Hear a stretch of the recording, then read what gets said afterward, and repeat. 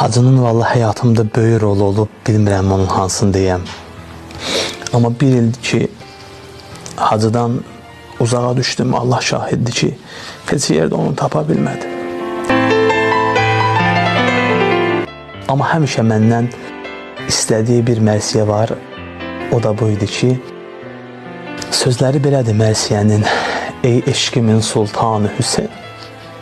Ey derdimin dermanı Hüseyin, Peygamberin reyhanı Hüseyin, aşıkların cananı Hüseyin. Hacıya bir sualım olardı ki, deyərdim Hacı, sən ki bu qədər İmam Hüseyni çox sevirdin, bu qədər ömrü və həsr elədin, Peyğəmbər, Allah İmam Hüseyn məktəbinə, İmam Hüseyn səndən neylədi?